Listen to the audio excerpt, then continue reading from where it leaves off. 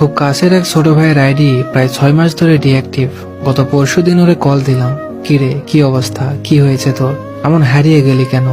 কিছুক্ষণ পর চুপ থেকে জবাব দিল, ভালো আছি ভাই, তুমি কেমন আছো? সোশ্যাল মিডিয়া ভালো লাগে না।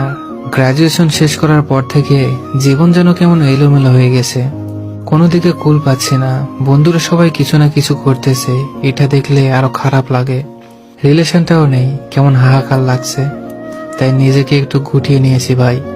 বললাম কালকে দেখা কর, তোর সাথে আড্ডা দেই না অনেক দিন। গতকাল আমি গেলাম ওর বাসায়, ওরে নিয়ে নদীর পাড়ে গেলাম চা খাইতে। আমি কিছুই বলি নাই, শুধু ওর কথাগুলো চুপচাপ শুনে গেছি। আজকে দেখি ফেসবুকের প্রোফাইল পিকচার চেঞ্জ করেছে, কি অদ্ভুত। এতগুলো মাসে ছেলেটাকে কেউ একবারের জন্য জিজ্ঞেস করে নাই তোর কি হয়েছে। সত্যি কথা বলতে সবাই একটা সময় পরিবর্তন হয়। যে ছেলেটা সকাল 11টার আগে ঘুম থেকেই উঠতো না, সে এখন সকাল 6টায় অ্যালার্ম দিয়ে রাখে অফিসে যাওয়ার জন্য। যে মেয়েটা নিজের মাথার চুল নিয়ে সারাদিন ব্যস্ত হয়ে থাকতো, সে এখন আয়নার সামনে যাওয়ার প্রয়োজনই মনে করে না। চুল ঠিক রাখা তো দূরের কথা, ভালোবাসার জন্য যে ছেলেটা হাত কাটে সেও একদিন বুঝে যায় কাজটা অর্থহীন ছিল। রোজ রোজ মেয়েটার রিক্সার পেছনে ঘুরে বেড়ানো পাগল ছেলেটাও একদিন বুঝতে পারে এভাবে হয় না, মেয়েটা অন্য কারো। অনেক কষ্টের নাম্বার জোগাড় করে দুরু দুরু বুকে যে ছেলেটা আজকে মেয়েটাকে ফোন দিচ্ছে, সেও একদিন চলে যায় ব্লক লিস্টে। লাজুক মেয়েটাও ফেসবুকে আইডি খুলে ফেলে। যে ছেলেটা ইন্টারে কেমিস্ট্রিতে সব পরীক্ষায় হাইস্ট পেত, তার নাম লিখে সার্চ দেয়, দেখতে পায় ছেলেটা ইনে ওপেন রিলেশনশিপ।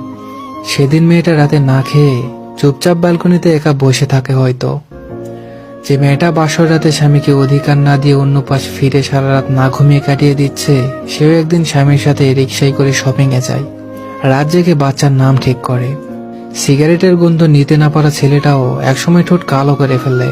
যে টাকা দিয়ে একসময় গার্লফ্রেন্ডের সাথে কথা বলতো, সে টাকা দিয়েই 4টা গোল্ডলিফ কিনে রেখে দেয় বুক পকেটে। আবার কখনো কখনো ব্রেকআপের পরেও মোবাইলের স্ক্রিনে থেকে যায় মেয়েটার ছবি।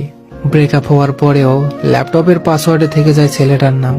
ফ্যামিলির তীব্র চাপের মুখে বিয়েতে রাজি হওয়া মেয়েটাও বিয়ের 3 দিন পর সব ছেড়ে ছুড়ে চলে আসে তার ভালোবাসার কাছে। ভালোবাসার মানুষটাকে সে কিভাবে একা থাকতে দিবে? চুপচাপ স্বভাবের ছেলেটাও একদিন সাহসী হয়ে ওঠে। মেয়েটার চোখের দিকে তাকিয়ে বলে ফেলে, আমার তোমাকে দরকার, সারা জীবনের জন্য দরকার। যে ছেলেটা পড়ার টেবিলে বসতো পরীক্ষার আগের দিন, সেও রাত জেগে কারেন্ট অ্যাফেয়ার্স পড়ে।